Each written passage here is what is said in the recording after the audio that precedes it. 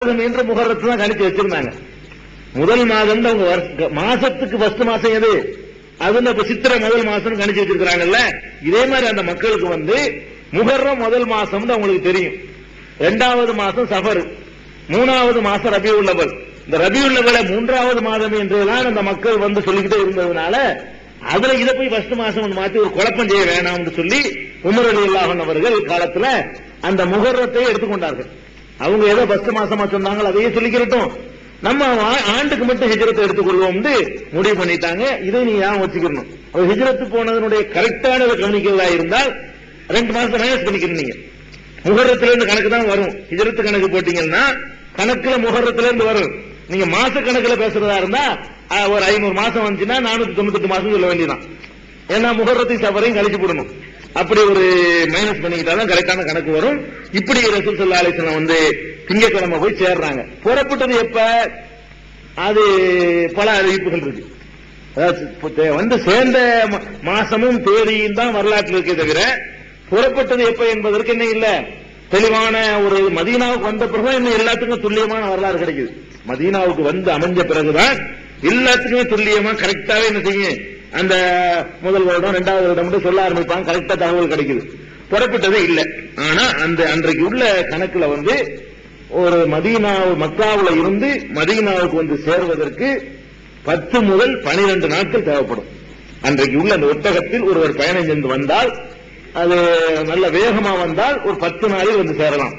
இடையில தங்கி கொண்டு அந்த ரெஸ்ட் எல்லாம் எடுத்துக்கொண்டு வந்தால், கொஞ்சம் சாதாரணமான ஒரு ஒட்டகத்தில் வந்தார்களே ஆனால் 12 நாட்கள் தேவைப்படும் சொல்லி அன்றைக்குள்ள மதிப்பீடு பண்றாங்க.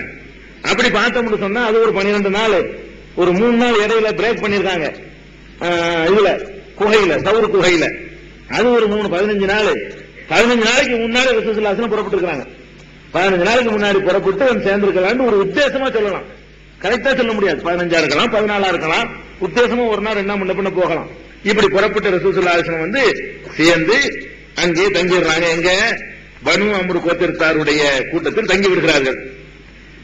தங்கின உடனே அப்ப இதுல இன்னொன்னு என்னன்னு கேட்டா ரசூல் ஸல்லல்லாஹு அலைஹி வஸல்லம் என்ன பண்றாங்கன்னா, அங்க தங்கி இருந்து கொண்டு அன்சார் கோத்திரத்தார் இருக்காங்கல்ல மதீனாவுல, இவங்க எல்லாம் ஹிஜ்ரத் வந்தவங்க இருக்கிறாங்க.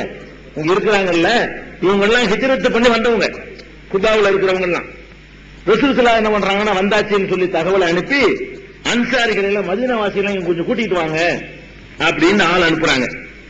அப்ப அன்சார்கள் எல்லாம் ரசூல் ஸல்லல்லாஹு அலைஹி வஸல்லம் அவங்கள்ட்டையும் அபூபக்கர் ரலியல்லாஹு சேர்றாங்க, சலாம் சொல்றாங்க. நல்ல அல்லாஹ்வுடைய பாதுகாப்போட சேர்ந்துட்டீங்க அப்படின்னு சொல்லிட்டு அழைத்து செல்றதுக்கு வர்றாங்க. 14 நாள் ஆயிடுச்சு, நீங்க மதீனாவுக்கு வந்துருங்க, இங்க இருக்க வேணாம், ஓரத்தில் இருக்க வேணாம், ஊருக்கு மத்தியில நீங்க இருக்கலாம், நீங்க வாங்கன்னு சொல்லி மதீனாவுக்கு உள்ள அழைக்க வர்றாங்க. அவங்க அழைக்க வராட்டி இங்கே கூட ரசூல் ஸல்லல்லாஹு அலைஹி வஸல்லம் தங்கி இருக்க கூடும். இவங்க அழைக்க வரலன்னு சொன்னா இங்கே கூட ரசூல் ஸல்லல்லாஹு அலைஹி வஸல்லம் குபாவுல தங்கி இருக்க கூடும். இன்றைக்கு மதீனாவுக்கு இருக்கிற அந்த பெருமை புகழ் எல்லாமே குபாவுக்கு கிடைச்சிருக்க கூடும். ஆனா என்ன பண்ணிட்டாங்க, அந்த மக்கள் ஏன் ஓரத்தில் இருக்கிறீங்க, ஆபத்தானது, பல விஷயங்களும் சரியா வராது, நீங்க ஊருக்குள்ள வந்துட்டா நல்லா இருக்கும்னு சொல்லி அவங்க மதீனாவுக்குள்ள கூப்பிட வர்றாங்க. கூப்பிட்ட உடனே ரசூல் ஸல்லல்லாஹு அலைஹி வஸல்லம் புறப்படுறாங்க. மக்கள் எல்லாம் சுத்தி அழைச்சிட்டு போறாங்க. ஆயுத பாணிகளாக மக்கள் எல்லாம் சுத்தி என்ன செய்யறாங்க, ஊருக்குள்ள 2 மைல் தானே, 2 மைல் ஒரு 3 கிலோமீட்டர் தானே, அவ்வளவு தூரத்துக்கு ரசூல் ஸல்லல்லாஹு அலைஹி வஸல்லம் அழைத்து கொண்டு போறாங்க. போன உடனே அங்க என்ன பண்றாங்கன்னா, நான் தங்குறதா இருந்தா, நான் மதீனாவுக்குள்ள தங்குறதா இருந்தா யாருடைய தயவுலையும் தங்க மாட்டேன். எல்லாம் அந்த சுயமரியாதையை பாருங்க. ரசூல் ஸல்லல்லாஹு அலைஹி வஸல்லம் அவங்க இந்த பாருங்க, அந்த சாமியார் மத குருமார்கள் நீங்க எடுத்துக்கிறீங்க, இவங்க எல்லாம் அந்த சுயமரியாதை பார்க்கவே மாட்டான், யார்ட்டையும் கையேந்துவாங்க வந்துருச்சு. ரசூல் ஸல்லல்லாஹு அலைஹி வஸல்லம் பாருங்க, ஹிஜ்ரத் புறப்படும் பொழுதே காசு கொடுத்தா ஒட்டகத்தை வாங்குவேங்கிறாங்க. ஆரம்பமே எப்படி, ஏன் காசுல தான் ஒட்டகத்தை வாங்கிக்கிறேன், ஓசில வரதுக்கு நான் தயாரா இல்லை அப்படிங்கிறாங்க. நுழைஞ்சாச்சு. நுழையும் போது கூட அந்த ஜுபைர் சொந்தக்காரர் கூட்டிட்டு போறாரு, ஜுபைர் ரலியல்லாஹு அன்ஹு, அவர் ரசூலுல்லாஹ்வுடைய மனைவி ஆயிஷா நாயகியுடைய சகோதரி அவர் கட்டிருக்காரு.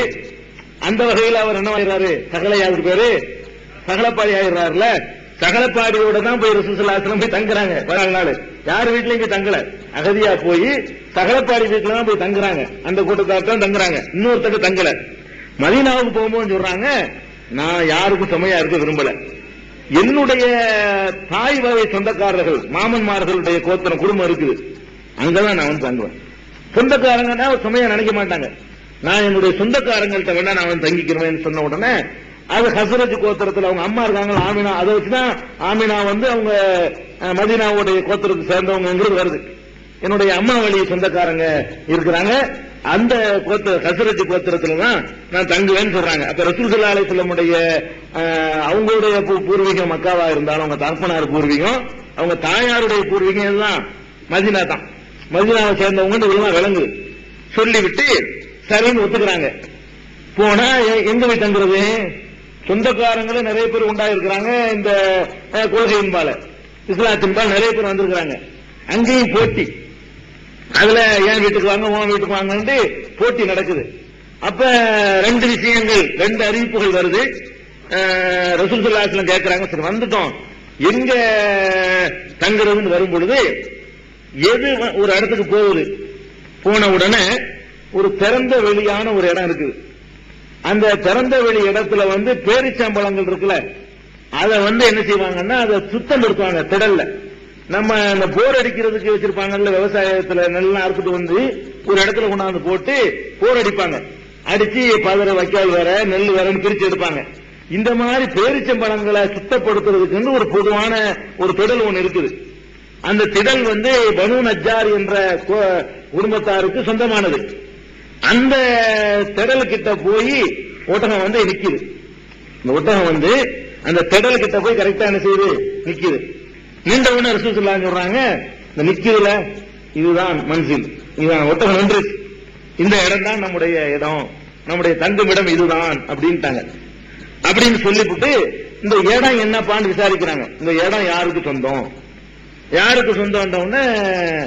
பனு நஜ்ஜாருடைய சேர்ந்த குடும்பத்தார்கள் இருக்கிறாங்க, அவங்களுடைய 2 அனாதைகள் இருக்கிறாங்க.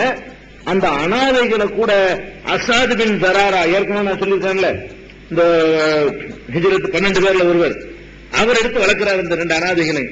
இந்த அவருடைய பராமரிப்புல இருக்கக்கூடிய 2 அனாதைகளுக்கு சொந்தமான இடம் இந்த இடம் சொன்ன உடனே அவங்கள கூட்டு வர சொல்றாங்க ரசூல் ஸல்லல்லாஹு அலைஹி வஸல்லம். அந்த 2 பேரும் கூட்டிட்டு வாங்க. கூட்டு வந்த உடனே இந்த இடத்தை வந்து இறைவனுடைய ஆலயத்தை எழுப்புவதற்காக வேண்டி நீ தரணும் கேட்கிறாங்க. அந்த 2 பேருக்கு என்ன செய்யறாங்க, தரணுங்கிறாங்க.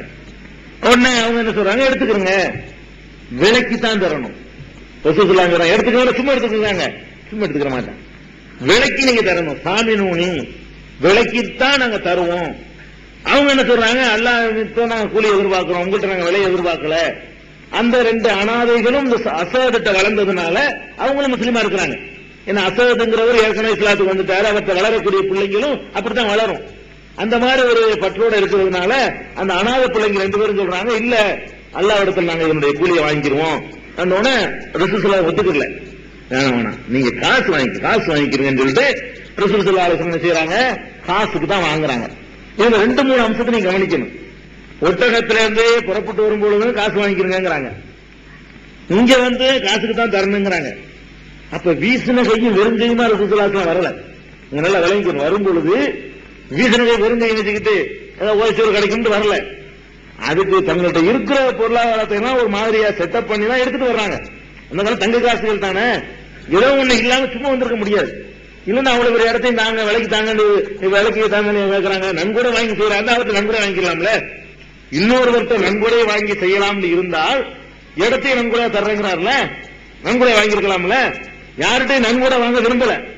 அல்லாஹ்வை எழுப்புவதற்காக கட்டப்படுற அந்த முதல் பள்ளிவாசல் தன்னுடைய சொந்த பணத்தில் இருக்கணும்னு ரசூலுல்லாஹி ஸல்லல்லாஹு அலைஹி வஸல்லம் விரும்பி இருக்கிறாங்க.